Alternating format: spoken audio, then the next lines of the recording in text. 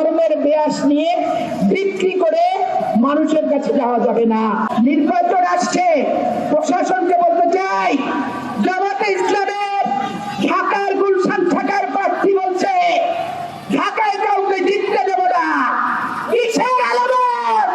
Unit সরকার আপনাকে বলতে চাই, জোর করে জামাতে ইসলাম বাংলাদেশে কোথাও নির্বাচন ভণ্ডুলের চেষ্টা করলে অন্তর্বর্তীকালীন সরকার এয়ারপোর্ট ঘেরাও করে একটাকেও আমরা বাংলাদেশ থেকে বের হতে দেব না।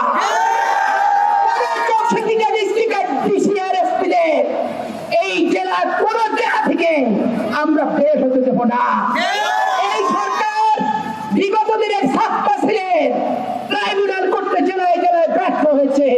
সেদিন জনগণ কিন্তু জনগণের আইন দেখাই দিবে এবং জনগণ জনগণেরটা দেখাবে। আর ছাত্র ছিলেন ভয় আমাকে দেখায়েন না। 18 সালে কিভাবে মহারাজপুরে ছাত্রাসিল প্রতিহত করছি আপনার সাক্ষী, কিভাবে বারোঘড়িয়া প্রতিহত করছি, কিভাবে চরবাগডাঙ্গা ইউনিয়নে প্রতিহত করছি, টিপু সুলতান কলেজে চরবাগডাঙ্গাবাসীর আমার এনামুল ভাইরা সাক্ষী। অতএব আমাদেরকে লঙ্কারের রাবণদের ভয়ে আমরা ভয় পাই না। লঙ্কায় আমরা কোনো রাবণ পাঠাই না, লঙ্কায় আমরা সেবক পাঠাই, জনগণের সেবা করার মানুষ পাঠাই, কোন রাবণ পাঠাই না।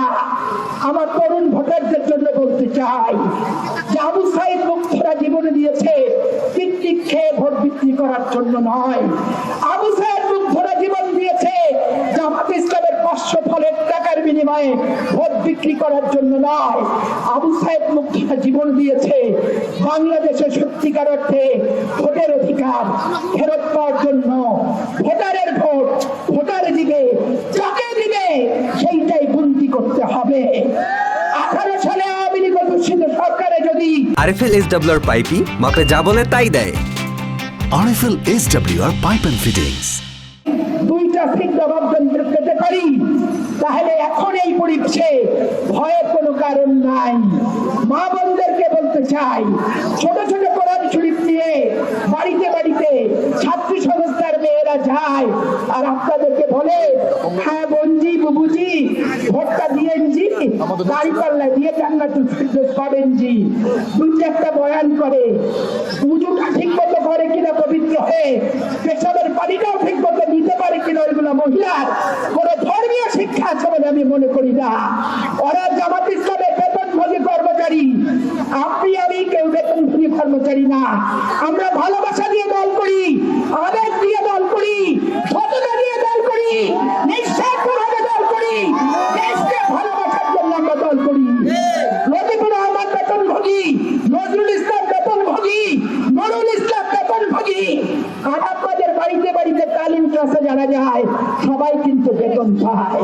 অতএব মাহমুদেরা ওদের পাতানো খাতে পা দিবেন না। গজব বেহেস আল্লাহ সৃষ্টি পাবো আমরা আমাদের কর্মকাণ্ডের মাধ্যমে। কর্মকাণ্ডের হিসাব করবে মহান সৃষ্টিকর্তা রব্বুল আলামিন। অতএব এইগুলো নিয়ে ধর্মের ব্যাস নিয়ে বিক্রি করে মানুষের কাছে যাওয়া যাবে না। স্বাভাবিক কারণে ওই বাড়ির ভিতরে স্বামীদের অনুপস্থিতিতে মহিলাগুলা যে ভুলগুলা বুঝাচ্ছে, এগুলা স্বামীদের সাথে আলোচনা করবে, করে ওই যে তামাক যেমন দেহের জন্য ক্ষতিকর, জামাত তেমন ইসলামের জন্য ক্ষতিকর, এই বিষয়টা মাথায়